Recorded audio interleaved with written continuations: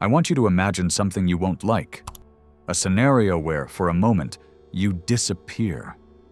You disappear from the lives of all those who swore they needed you, who looked for you when their world was falling apart. And then what you never thought would happen occurs. No one stops. No one breaks. No one fades away because you are no longer there. Do you feel the vertigo in the pit of your stomach? That sharp pang that tells you maybe your eternal sacrifice only served to sustain a theater where you were the only one who never charged admission? Look carefully at that scene. The house is still standing. The office is still functioning. Friendships keep breathing. The only one collapsing is you. Do you feel it? That tightness in your chest is not sadness. It's terror. The terror of suspecting that maybe all this time you sacrificed yourself to be needed, to earn a place in a heart that never had a reserved spot for you. Why do I tell you this? Because you have to understand it. No one, absolutely no one, will stop to give back every piece of energy you gave without measure.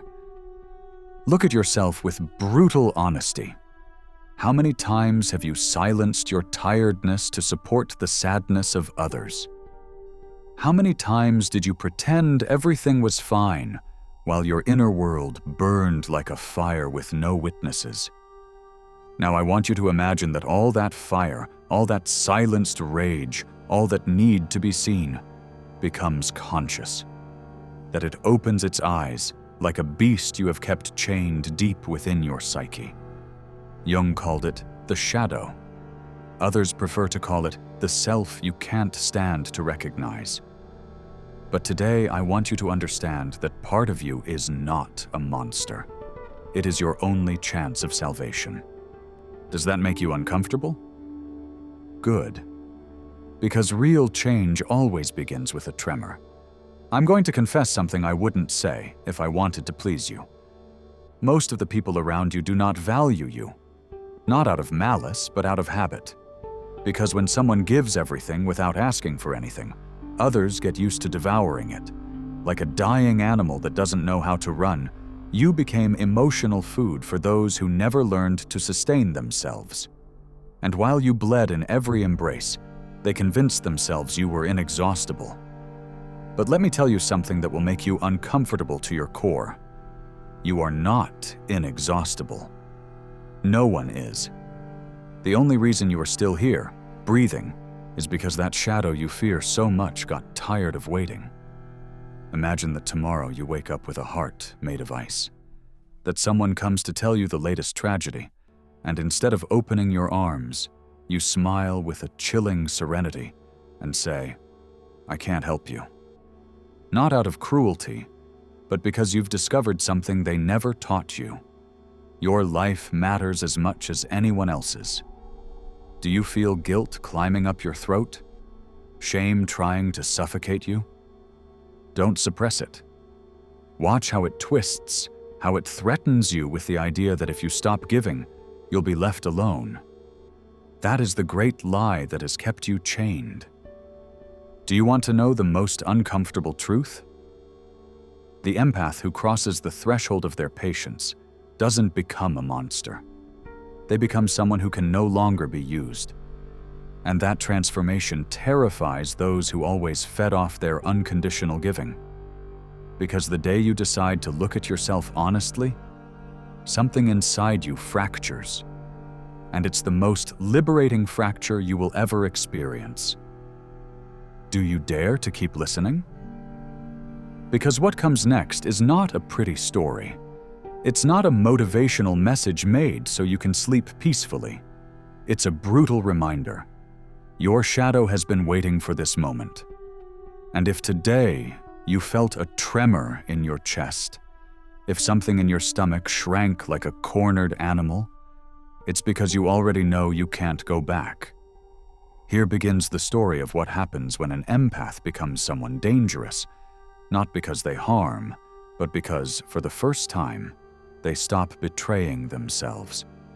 I'll tell you something almost no one knows. When an empath awakens to their shadow, they not only learn to say no, they also discover an even more disturbing truth. They discover that for years, their entire identity was built on the need to feel indispensable. And when that need dissolves, what remains is a void scarier than any loneliness. Because suddenly, you are no longer anyone's crutch. You are no longer the tear cloth, the eternal shoulder, the lifeline of every emotional castaway. And in that immense silence, a question arises that hurts like a dagger.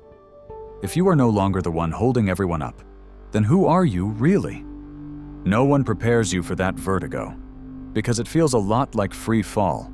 The emotional ground you built with sacrifice begins to crack, and every fissure reminds you that you've lived longer pleasing than existing. Think about that for a moment. How many times have you shaped your words, your gestures, even your most intimate decisions, just to not lose the image of the good one, the reliable one, the one who never fails? That facade made you prisoner of your own myth. A myth so well designed that even you believed it. What almost no one understands is that this moment is not an end. It is a birth. But not a clean birth, illuminated by melodies of hope. It is a painful, bloody labor, demanding your last reserves of courage. Because when you let go of the role that made you feel needed, you can no longer hide behind it. The shadow forces you to look at yourself without masks. And if you have the courage to hold its gaze, you will discover that beneath all those layers of giving, there was something much more valuable than your savior role, a whole human being, imperfect and worthy of respect. This is where most run away, because it's more comfortable to return to the old identity than to endure the silence of not being indispensable. But if you resist, if you decide to stay in that uncomfortable place, the real transformation begins. And I warn you, those who knew you in your previous version will feel betrayed, because your change forces them to confront their own cowardice. Your new limit is like a mirror that screams to them. It was always easier to leave you all the weight than to learn to carry their own. I want you to ask yourself something mercilessly. How much of your suffering was born because you took on responsibilities that were not yours? How many times did you clean up disasters you didn't create? How many problems did you swallow with a smile that only served to hide your exhaustion? The answer, if you dare to be honest, is that you got used to existing for others. And every time you did, you gave away a piece of your dignity in exchange for gratitude that was always fleeting. The cruelest paradox is that now, when you decide to step back, they call you selfish. They say you've changed, and they're right. You changed because you understood something very few manage to accept. Loving does not mean extinguishing yourself. Helping is not the same as allowing yourself to be devoured. Being compassionate does not mean your well-being is negotiable. The human mind is programmed to avoid rejection at any cost. That's why you gave so much. Because in your unconscious, every limit you wanted to set seemed like a threat of abandonment. But let me tell you an uncomfortable truth. The one who only accepts you when you give yourself completely never valued you. They only used you. And this is the point where the empath stops being a martyr and becomes someone dangerous. Because now they know how to distinguish between true affection and dependency disguised as love. Here, a new dilemma arises that few recognize. When you begin to set your boundaries, you must also learn to endure the void left by all those relationships built on your sacrifice. Some friendships will crumble. Some family ties will strain until they break. And in that silence, you will feel like you lose everything. But it's not true. You only lose what was never authentic. What stays with you after your transformation is the only thing worth keeping. It is in this territory that individuation begins, the process Jung described as the journey toward your psychic wholeness. It means daring to be yourself without asking permission. And many fear it because their entire identity is sewn to others' approval. You no longer. You have felt the edge of your own shadow and understood that authentic love is only possible when you are no longer willing to sell your soul for a hug. Listen carefully, because this is important. You are not obligated to hold anyone up. You don't have to heal others' wounds at the cost of opening your own. You must not sacrifice your peace just because others never learned to manage their chaos. The fact that you are sensitive does not make you responsible for fixing everything that breaks around you. This is the new chapter that begins when you dare to step back. You learn to observe others' suffering without letting it devour you. You discover you can be compassionate without becoming a martyr. And above all, you understand that no one, absolutely no one, has the right to judge your decision to protect your well-being.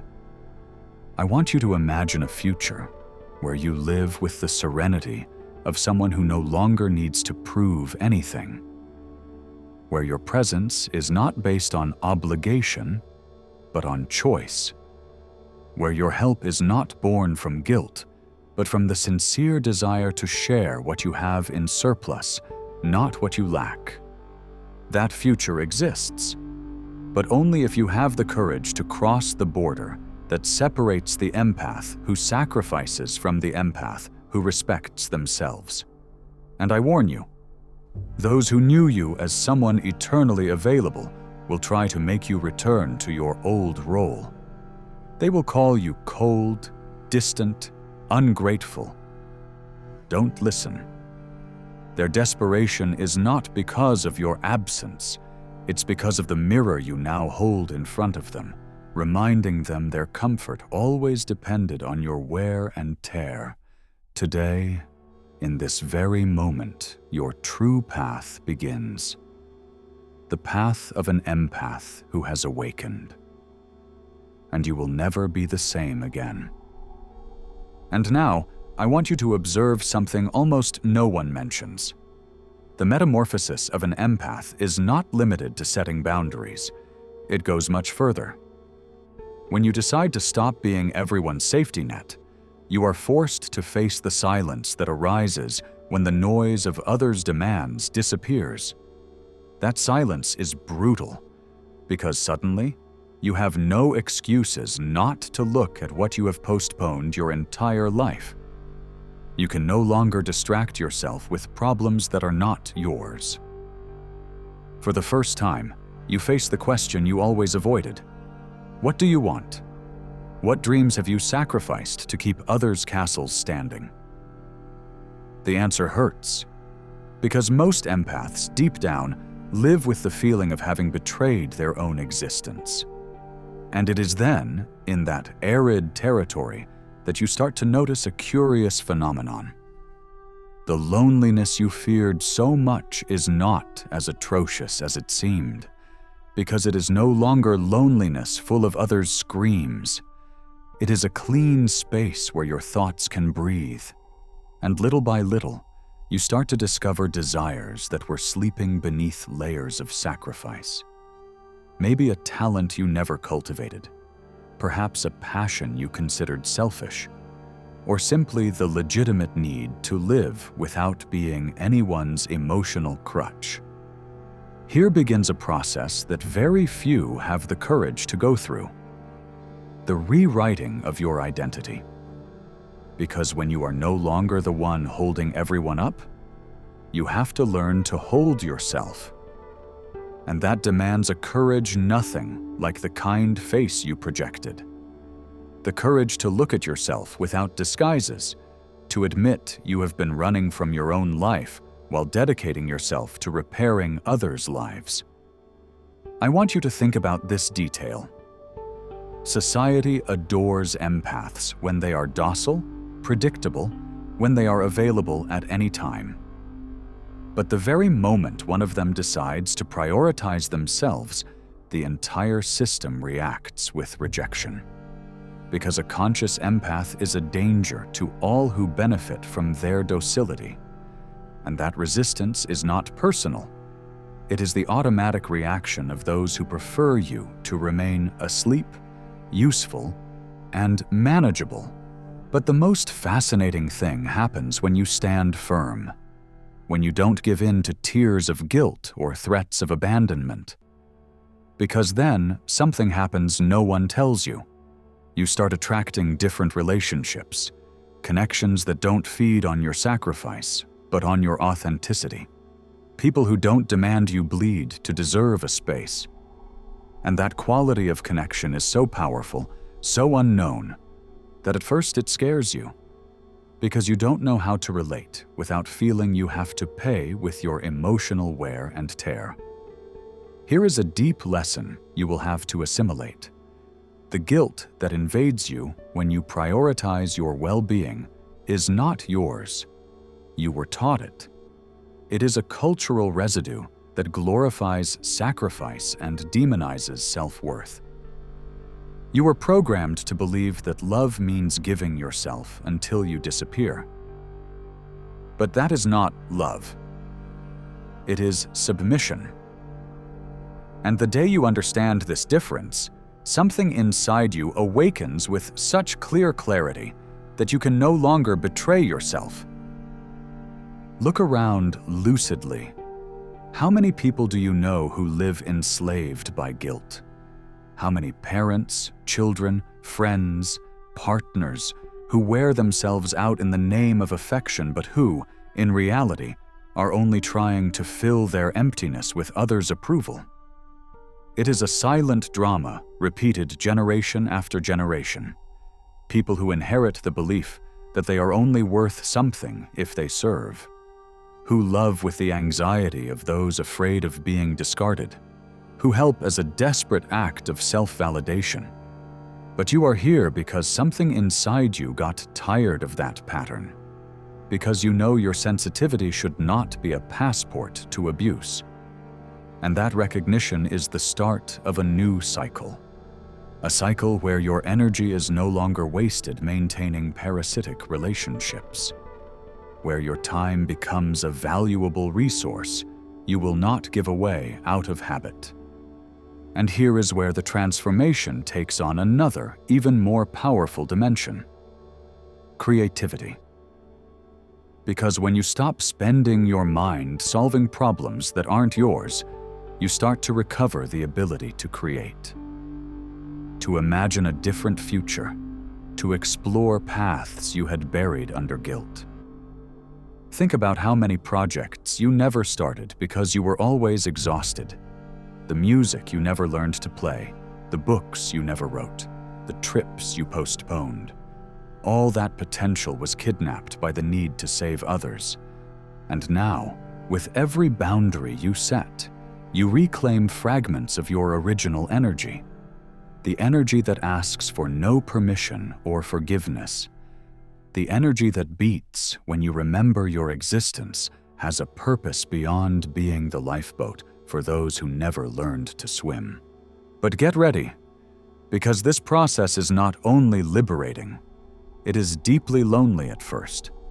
You will feel like you don't fit anywhere, because when you have spent your life adapting, freedom feels like unfamiliar territory.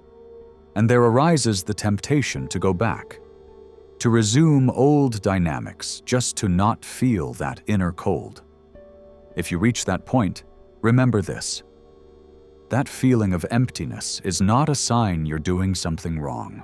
It's proof that for the first time, you're doing something authentic. The most paradoxical thing is that the further you go on this path, the more you realize you don't need everyone to understand you. That your worth does not depend on anyone's gratitude. That your dignity is non-negotiable. And then something miraculous happens. You learn to love yourself with the same devotion you once reserved for others. This is what no one told you.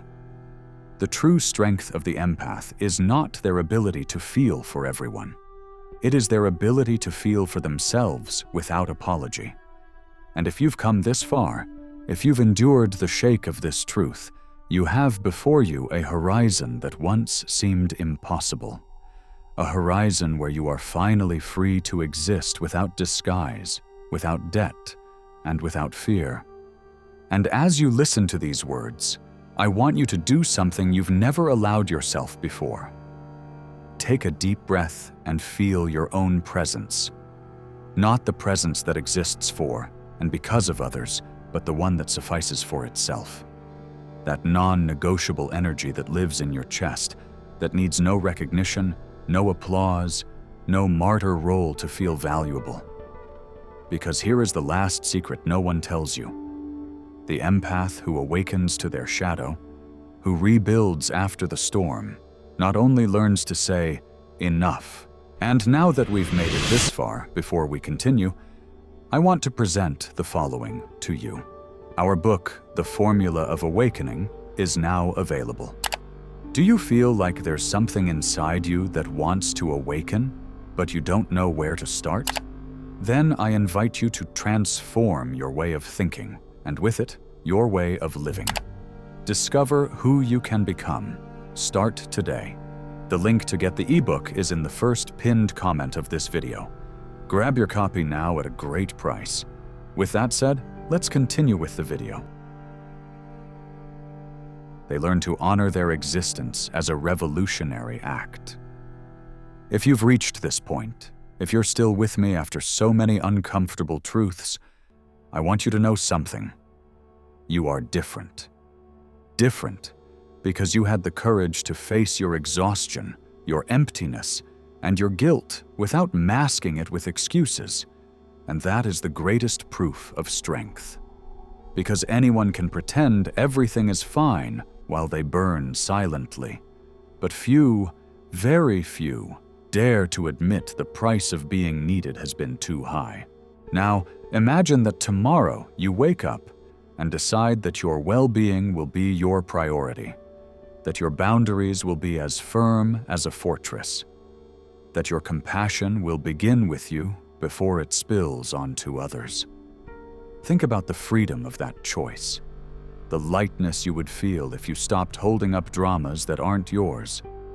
If you dare to stay in that unknown territory, I promise something inside you will ignite. A force as silent as it is unstoppable that will remind you every day that you were not born to be devoured. You were born to be whole. And maybe some will try to make you feel guilty. Maybe others will call you arrogant, cold, selfish. But deep down, they all sense the truth that terrifies them so much, that when an empath stops being usable, they also stop being controllable. And there is nothing more feared by this world than a sensitive person who can no longer be manipulated. So here ends this journey. But really, it is just a beginning. The beginning of your life without invisible chains, without borrowed roles, without the obligation to disappear so others feel comfortable. I want you to engrave this in your memory. Your worth doesn't depend on how much you sacrifice. It isn't measured by how many times you said yes while your soul screamed no. Your worth is inherent, absolute, unbreakable. If you felt an uncomfortable tingling in your stomach, if your thoughts are burning right now, it's because something inside you is awakening, something that will never want to fall asleep again. And that, believe me, is the most dangerous thing you can be. A person aware of their own right to exist in fullness. Before you go, I want to invite you to leave this phrase in the comments. Today, I choose to be my priority.